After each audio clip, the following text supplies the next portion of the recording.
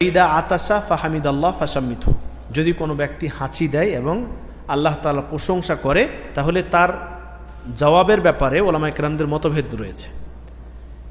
শেখ আলবানী রহমতুল্লাহ আলাইহি এবং শেখ সালেহ উসাইমিন রহমতুল্লাহ আলাইহি তিনারা বলেন যে জবাব দেওয়া প্রত্যেকটি ব্যক্তির ওপর ফরজে আইন। অনেকে বলেন যে ফরজে কিফায়া, তিনারা বলছেন যে না, ফরজে কিফায়া নয়, ফরজে আইন। কেন? সহিহ বুখারী এবং মুসলিমে হাদিস রয়েছে। সহিহ বুখারীতে একটি স্পষ্ট হাদিস রয়েছে, হাক্কুন আলা কুল্লি মুসলিম। এই যে আলা কুল্লি মুসলিম এই শব্দ থেকে তেনারা ইস্তেদলাল করেছেন। এখানে সহিহ বুখারীতে 6223 নম্বর হাদিস। তো তেনারা ইস্তেদলাল করছেন যে এটি ফরজে কিফায়া নয়। যেরকম সালামের বিষয়টি ফরজে কিফায়া, মানে এক দল কোনো এক দলকে সালাম দিয়েছে বা কোনো এক ব্যক্তি কোনো এক দলকে সালাম দিয়েছে, তাহলে ওই দলের তরফ থেকে কোনো একজন দুইজন সালামের উত্তর দিয়ে দিলে সবার তরফ থেকে যথেষ্ট হয়ে গেল। কিন্তু এখানের বিষয়টি তেনারা বলছেন যে না, ভিন্ন।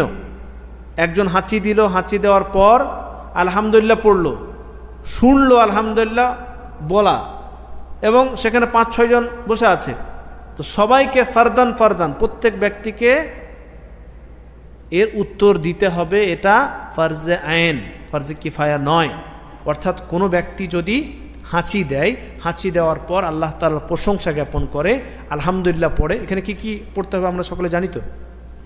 হাঁচি হলেই সঙ্গে সঙ্গে কী পড়বো? আলহামদুলিল্লাহ পড়বো, বা আলহামদুলিল্লাহ রাব্বিল আলামিন পড়বো, বা আলহামদুলিল্লাহ আলা কুল্লি হাল। তিনটের মধ্যে যে কোনো একটা পড়তে পারি। এই তিনটের মধ্যে যে কোনো একটা পড়তে পারি। এটি শুনলে আমরা কি বলবো? ইয়ারহামুকাল্লাহ। এবং এর উত্তরে যিনি হাঁচি দিয়েছেন তিনি কি বলবেন? ইয়াহদিকুমুল্লাহু ওয়া ইউসলিহ বালাকুম। আল্লাহ তাআলা আপনাকে হেদায়েত দান করুক এবং আপনার ইসলাহ করুন। বা এটাও বলতে পারবেন ইয়াগফিরুল্লাহু লি ওয়া লাকুম, ইয়াগফিরুল্লাহু লি ওয়া লাকুম, আল্লাহ তাআলা তোমাদেরকে এবং আমাদেরকে ক্ষমা করুন। এটাও বলা যায়।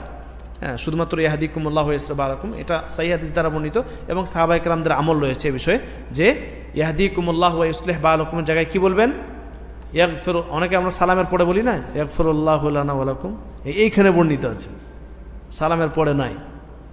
মানে যেটা যেখানে হাদিস সেখানে ফিট না করে অন্য জায়গায় লাগাই দিয়েছি আমরা। সালামের পরে ইয়াগফিরুল্লাহু লানা ওয়া লাকুম কোনো সহিহ হাদিস দ্বারা সাবিত নেই। কিন্তু সাহাবায়ে কেরামদের আমল রয়েছে যে হাঁচির পর আলহামদুলিল্লাহ বলেছে, আলহামদুলিল্লাহ পর কোনো ব্যক্তি শুনেছে, সেটার উত্তর দিয়েছে। যিনি হাঁচি দিয়েছেন তিনি কি বলবেন? ইয়াগফিরুল্লাহ লি ওয়া লাকুম, এটা তিনি বলতে পারবেন, তেনার জন্য এটা জায়েজ রয়েছে, আমল রয়েছে।